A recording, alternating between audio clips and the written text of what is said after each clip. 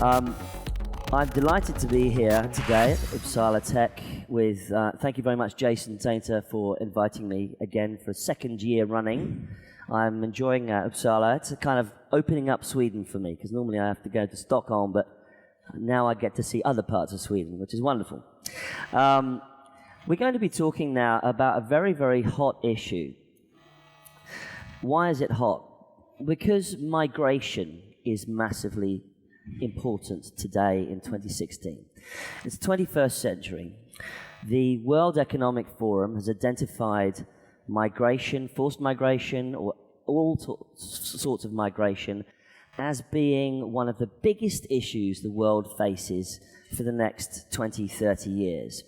A combination of factors, economic, climate change, movement of peoples due to various issues, and we are going to have to deal with this because we live in the developed West, and this is a place where a lot of people want to come. They want to bring their families, they want to work here, they want to raise their children, and they want to have at least some kind of shot at a life of some description. Now, the reason we're having this panel is because migration is a massively important issue for technology startups and entrepreneurs. Talent is where many startups, is how startups basically become what they are. Talent and, of course, money, that's another issue, but it's always about people. The biggest truth about technology is not actually it's about technology, it's about people. It's about who you are and about the people you bring on board and make part of your team. And we are now going to talk about this issue, in particularly about an individual. So, over here in the middle, let me introduce, I'm going to get your name wrong, Tayyab? Is that correct? Yep, Tayyab SHABAB. Tayyab. Thank you very much. So this is Tayyab SHABAB. You're an internet programmer, a developer, engineer? Yes. Right. And you've been in Sweden for some time? For 3 years. 3 years. They might need to up the volume levels on the microphone. So you have a story, and it's an interesting story, isn't it? Do you want to just briefly give us the kind of skinny on what happened to you? Yep, my name is Tayyab SHABAB, and I came to Sweden in 2013, August 2013, to study. And after about 6 months, I started to work at a company named HL Design in Växjö. I started working there as a web application developer, and I applied for visa in 2014, and I got my first visa, and I was really happy at the time. So I worked there for about 2 years, and after 2 years I had to apply for extension. So when I applied for extension, I switched my company before that. So I asked migration, and they told me that it's not a problem, you can just send the new offer of employment and it won't be a problem. So I applied the extension in April this year, and in August I actually got a letter from migration, and they told me that I have been missing pension insurance from a previous company, and I need to send them that information if I have. So at that time I contacted my previous employer and asked him about this thing. He told me that they couldn't buy the insurance from the first date because I didn't have the personal number in the beginning. But he was quite nice to me, and he told me that I can fix this issue now. He contacted his insurance company, and they told him that it's still possible to buy the pension insurance in the back date. So you thought it was just a matter of paperwork, just get it sorted. So then what happened to put you in the position that you were in? Well, he actually fixed the insurance, he bought the insurance and sent me the documents, and I sent those documents to migration, and still after 2 weeks I got a rejection by migration, and they told me that they cannot grant me visa because my employer paid me less insurance in the beginning. It was 2.5% and I needed to have 4.5%. And they told me that now we see that your employer is trying to fix the issue, but we don't accept this thing now. And due to that thing, we reject your visa. So your visa was rejected effectively on a a technicality to do with insurance. Yeah. So that meant that technically you'd have to leave the country. Well, according to the letter from migration, I had to leave the country within 4 weeks because my visa was rejected. So suddenly the clock was ticking on your entire career, your entire life here in Sweden. You had 4 weeks to leave. What happened next? You got, I think that you started talking, you contacted some people about this, correct? And then we'll bring in now Neil Murray, who's the founder of the NORDIC Web, obviously a blog and news site about the Nordic tech scene. Neil, you're on Skype. You're coming in. I'm not quite sure where you are, but you're coming in on Skype. So Neil, do you want to sort of take the story from here and tell us what happened next? Sure. I mean, basically, I saw one article, I think, in the Swedish press, and it was Matthias, Tayyab's boss, was talking about the situation. And it was madness, like to me, I mean, you've already covered it. It was a technicality. It's paperwork, essentially, was the issue here. And of course, I share the frustration of many that the Nordics and Sweden sometimes harms itself, shoots itself in the foot when it comes to bureaucracy and when it comes to attracting talent. But actually at the core of this issue for me was that this was a person's life and a person's family, person's job at stake. So forget the frustration in terms of talent. For me, I was driven to do something because I saw an individual who was being, having their lives turned upside down because of this technicality. So then I set up a petition to kind of petition the Swedish government, essentially, to kind of see some sense here, not only because they were harming this individual's life, but also because if they can't see common sense in such a kind of minuscule issue, something that can be overturned or seen to pretty easily in the grand scheme of things, then, what message are they sending to the Nordic and Swedish tech scene that they are taking talent seriously and that they are taking the companies that are kind of innovating and taking Sweden, taking the Nordics onto the next level, and they can't even overturn a kind of simple technicality. So this petition, you signed it, you shared it, Mike, Daniel Ek, the founder of Spotify, did, and eventually we ended up with nearly just short of about 10,000 signatures. And I can tell you, as most people in the room know, that the kind of Swedes protesting and petitioning isn't necessarily the done thing. So for 10,000 people to get behind it, I think it showed that this is a real issue, and people really got behind Tayyab's case as well. And I think a lot of people kind of saw how crazy it was. Amazing. So, yeah, as you say, it's sort of slightly countercultural for Swedes to get involved in such a big online protest like this. So to get to just about 10,000 signatories is quite a big deal, actually. So that's amazing. So Tayyab's case was taken up by Neil. This crowd suddenly got involved. And then the story moves on again to the Chamber of Commerce. So we have Jennie CLAESSON here. So Jennie, you then got involved as well, didn't you? So you take the story on next. Yes. My colleagues in Stockholm, we arranged, we started a Backa Tayyab movement in the late September, and we invited people to come to us for just an after work, basically, and you were there, and a lot of people came, and the result basically is that last week we had a meeting with Morgan Johansson, which is the Minister of Justice in Sweden. So they actually are looking into this, the law, and they will get back to you the 15th of December, isn't it? Right. So the Chamber of Commerce then starts lobbying on this issue as well. So now let's introduce MIKAEL RIBBENVIK, correct? To the Deputy Director General of a Swedish migration agency. And so effectively we've got now in the room one of the guys one of the main guys who actually has to look at these cases and in fact actually walks around with bodyguards, apparently. Is that correct? Because you have such a controversial job that some people take offense to some of your decisions, I dare say. So how did you get involved in this case? Where's the legal status of this right now, and where is it going to go next? Well, with your permission, I won't go very into your case on stage here. But the thing is that we in Sweden, we didn't have labor migration since the 60s. And in 2008, we opened up to maybe one of the most liberal labor migration laws in Europe. Of course, with that liberal legislation came a lot of abuse.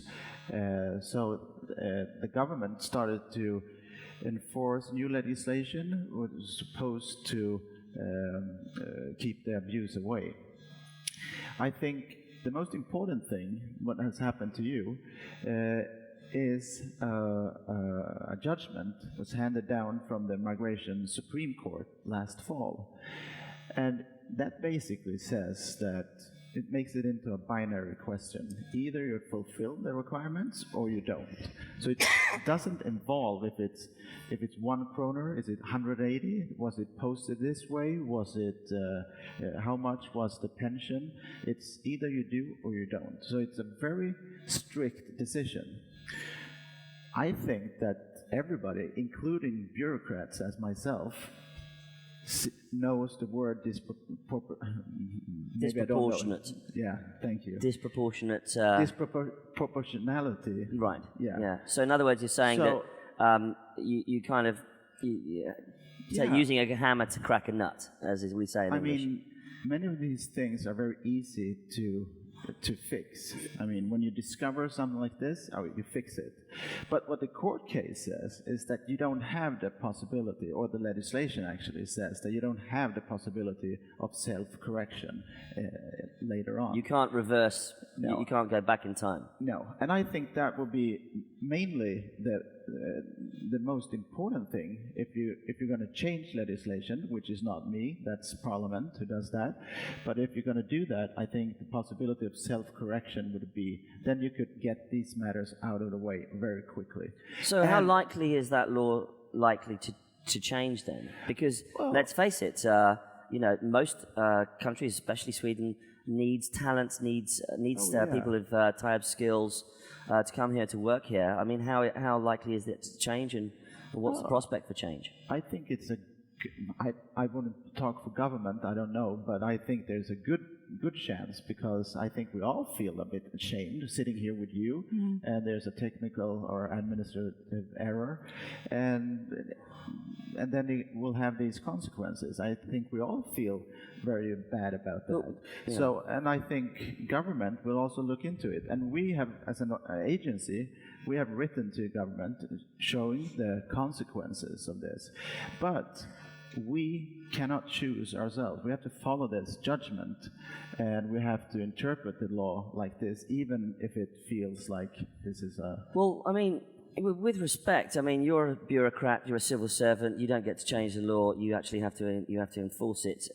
So basically what we have a situation is cowardly politicians won't come on this stage and answer this issue. They won't come on the stage.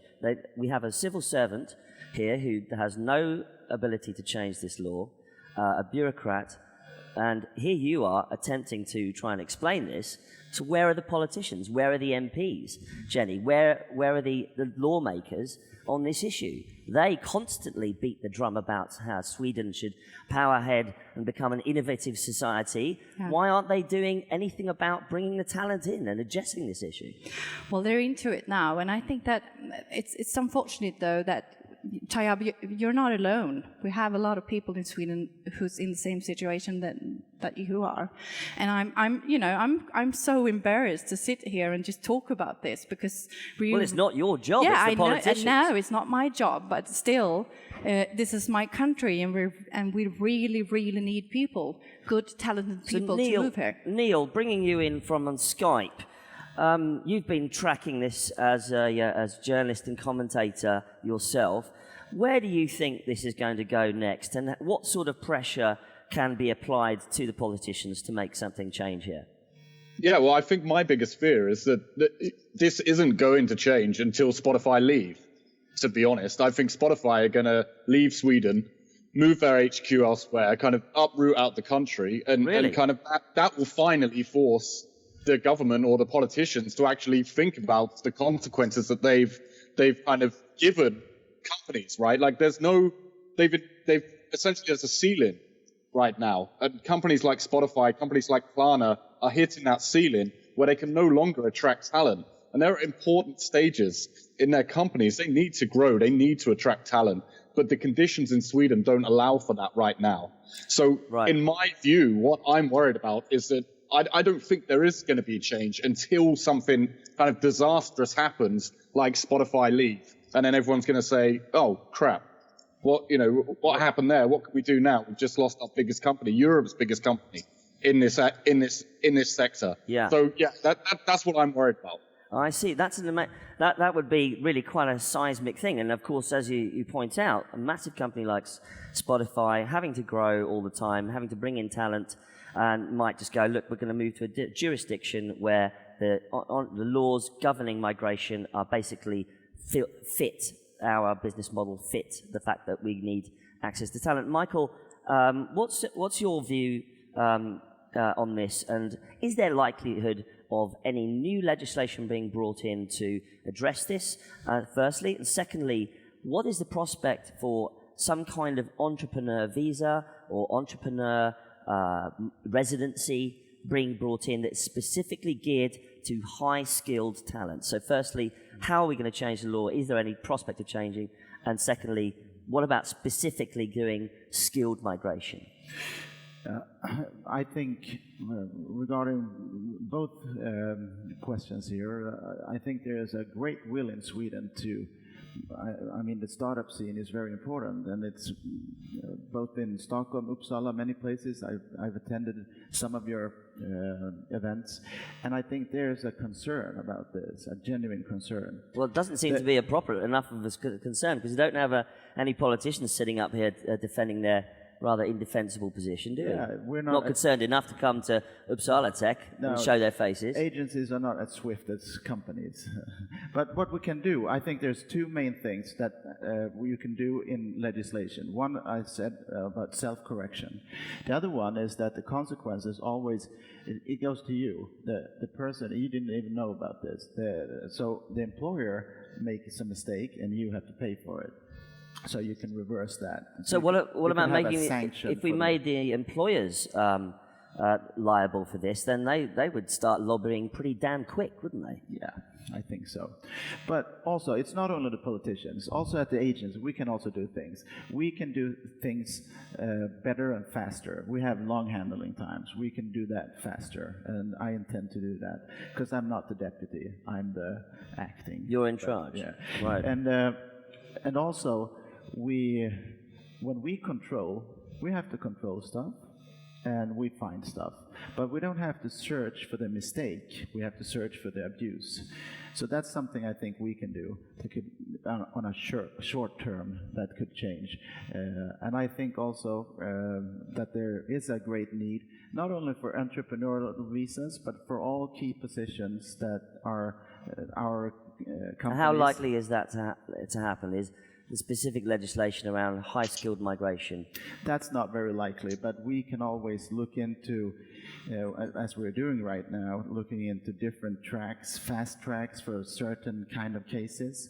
That's what we're going to do. We'll see how that falls out. So I think we can do things at the agency. So you can actually tweak the process of application into sort of slow track, fast track? Yeah, we can do that? We can't discriminate against anybody. We can't say for a certain nationality, but in some cases, the cases are quite easy, and some are... Can you do that right now, today? Yeah, and we're doing it in a way. We had a certificate, we had different companies that we looked into especially. So we're doing it now, but we can do that in a more evolved way. So I think we can do stuff also.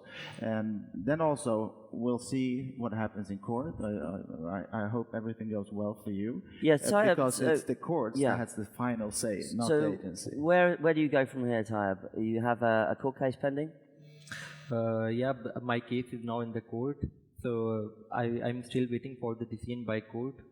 And I haven't heard about any date or anything, so I don't know. So you're up in the air. You're completely in limbo. Yeah.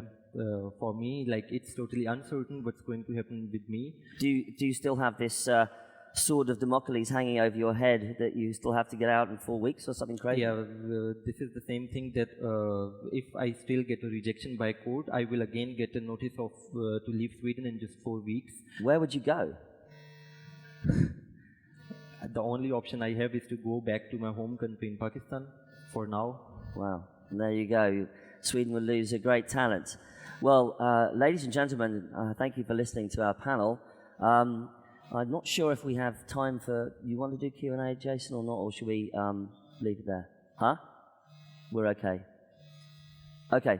Well, thank you very much. And I hope that this issue gets aired amongst the politicians, because they're the ones who could change the laws, ladies and gentlemen. Thank you very much.